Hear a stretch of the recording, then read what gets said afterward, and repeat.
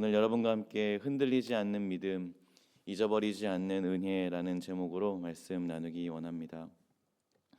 남유다의 왕 아하시아가 예후로부터 죽임을 당합니다. 그러자 아하시아의 어머니 아달랴가 숨겨왔던 권력욕을 드러냅니다. 그녀는 잠시 생긴 왕권의 공백을 틈탔고 자기 자신이 남유다의 통치권을 거머쥐고자 했습니다. 그래서 아달랴는 다윗의 씨를 모두 죽여서 왕의 대를 끊어버리려고 했죠.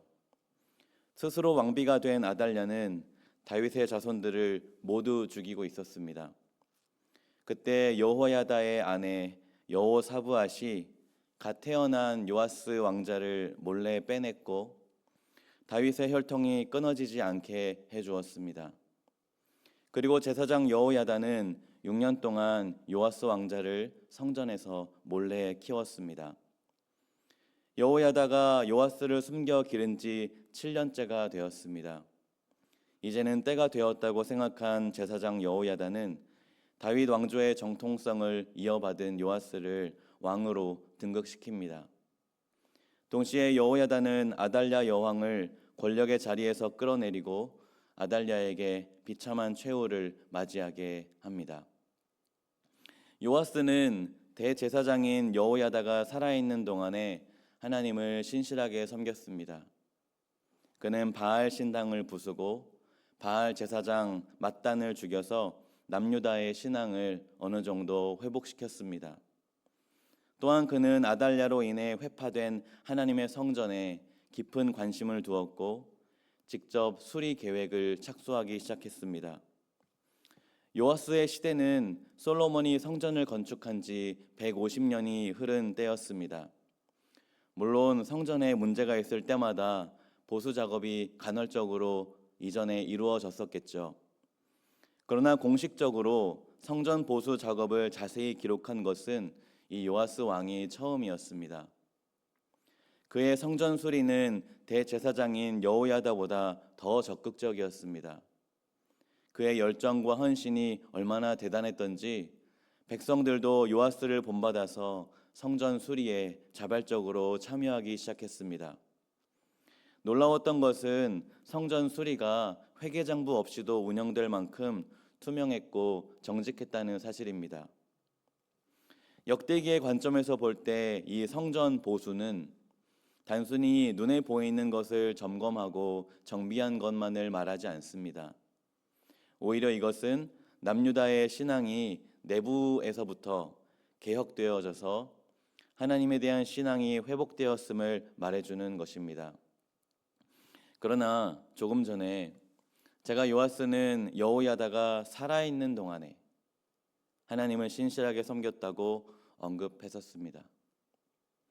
그렇습니다. 요아스는 하나님을 향한 순종과 신실한 마음을 가졌지만 그의 신앙은 여호야다의 지도와 영향 아래에서 유지되는 수준이었을 뿐이었다는 것입니다. 여호야다는 요아스를 아달랴의 손으로부터 지켜준 생명의 은인이었습니다. 또한 그를 보호하고 길러서 성장시킨 아버지와도 같았습니다. 그뿐만이 아닙니다. 여호야다는 요아스의 왕권을 회복시켜 주었고 하나님을 향한 신앙을 갖게 한 장본인이었습니다. 그러나 이제 신실한 영적 지도자 여호야다가 죽었습니다. 그러자 무슨 일이 생기기 시작한 것입니까? 요아스의 통치가 개혁에서 배역과 심판의 시기로 급격히 전환되기 시작합니다. 우리 함께 17절과 18절 말씀을 함께 읽어보도록 하겠습니다. 여호야다가 죽은 후에 유다 방백들이 와서 왕에게 절하매 왕이 그들의 말을 듣고 그의 조상들의 하나님 여호와의 전을 버리고 아세라 목상과 우상을 섬겼으므로 그 죄로 말미암아 진노가 유다와 예루살렘에 임하니라. 요아스는 처음에 여호야다와 함께 하나님을 신실하게 찾는 왕이었습니다. 그러나 여호야다가 죽자 이제는 결국 하나님을 저버린 왕이 되었고 요아스의 신앙은 여호야다에게 달려 있었음을 알게 됩니다. 요아스의 불신도 또한 유다 방백들에게 달려 있었다는 사실도 알게 되죠. 저는 오늘 말씀을 묵상하면서 사실 요아스가 의지하고 신뢰했던 것은 무엇이었을까 생각해 보았습니다. 여호야다가 있을 때 요아스는 좋은 신앙을 가지고 있었습니다. 하지만 우상 숭배자들인 방백들과 함께 있을 때 요아스는 우상을 숭배했습니다.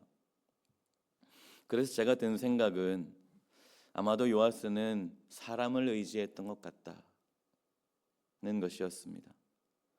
그의 믿음이 함께하고 있는 사람에 따라서 이리 휘청 저리 휘청하는 듯 보이기 때문입니다. 사랑하는 성도 여러분, 혹시 우리의 믿음도 함께하는 사람이나 처해진 환경 혹은 상황에 따라서 이리저리 변하고 있지는 않습니까? 어떤 때는 믿음이 좋았다가 어떤 때는 믿음이 없는 사람처럼 변하고 있지는 않습니까? 히브리서 12장 2절은 우리에게 이렇게 말씀합니다. 믿음의 주요 또 온전하게 하시는 이인 예수를 바라보자. 더 이해하기 쉽도록 쉬운 성경으로 읽어드리겠습니다.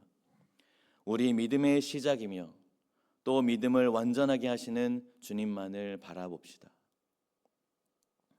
옳습니다. 우리 믿음의 시작은 나 자신으로부터도 아니고 다른 사람으로부터도 아닙니다. 믿음을 완전하게 하는 것도 내가 하는 것이 아니고 다른 사람이 하는 것도 아닙니다. 환경이나 상황도 우리의 믿음의 시작이나 완성이 되지 않습니다. 다른 어떤 것이 우리 믿음의 시작과 완성이 될 수 없고 오직 우리의 믿음의 시작과 완성은 예수님이 되시는 줄 믿습니다. 제가 필리핀에서 종합대학을 다녔는데요. 그 대학은 크리스찬 대학교였습니다. 그런데 어느 날 제가 다니는 대학에 바피츠 목사님께서 찬양 집회를 오신다고 하는 거예요. 이 바피츠 목사님의 대표곡이 사랑하는 나의 아버지를 작곡 작사하신 분이시거든요. 오신다길래 제가 그 집회에 참여했습니다. 영적으로 많이 목말랐던 저는 그 찬양 집회를 통해서 엄청난 위로와 체험을 받았습니다. 그런데 이런 생각이 드는 거예요.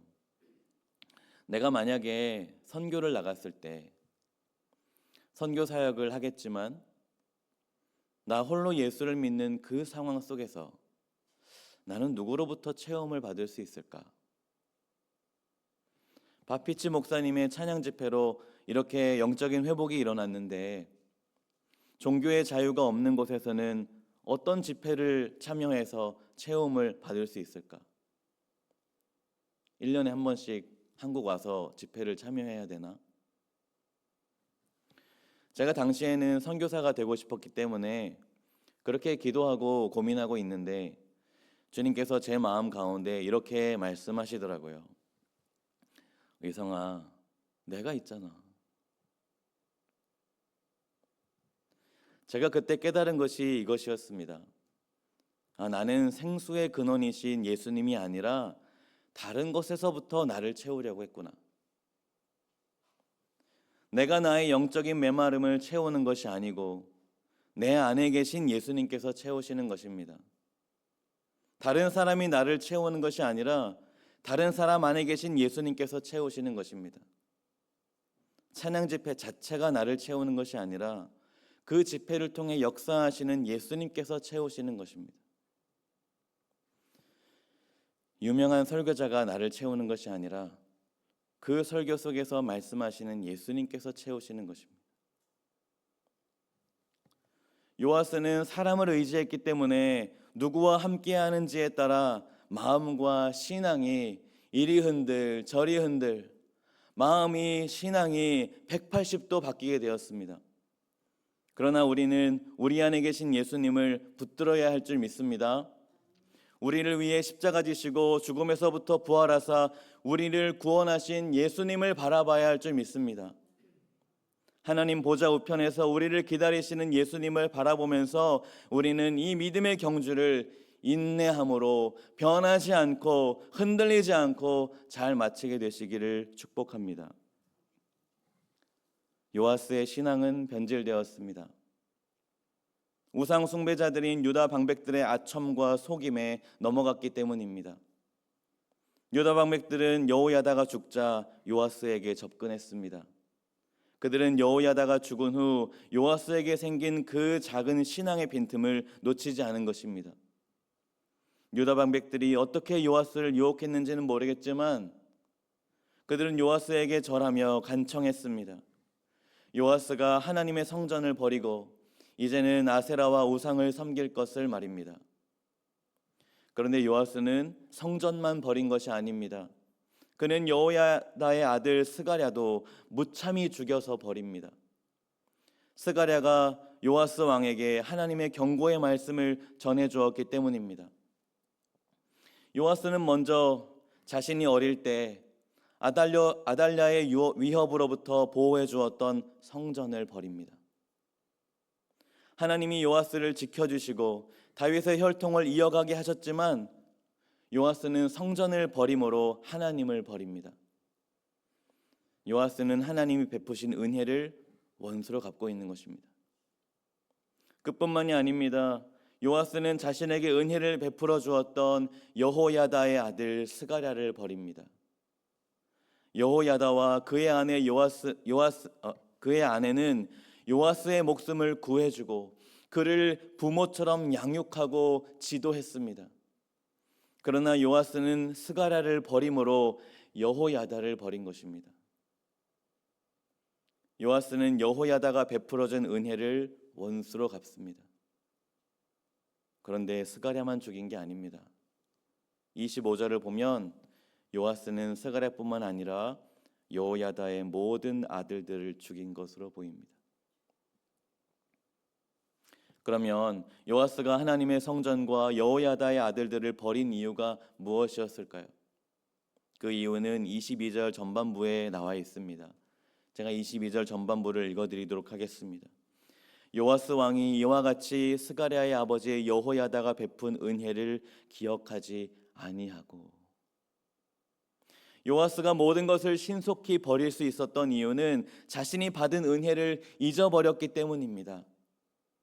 요아스는 자신을 죽음에서 구원하고 왕으로 세워주고 평생을 옆에서 가르쳐준 여호야다의 은혜를 잊어버렸습니다. 또한 하나님의 성전에서 자신을 보호해 주시고 지켜주셨던 하나님의 은혜를 잊어버렸습니다.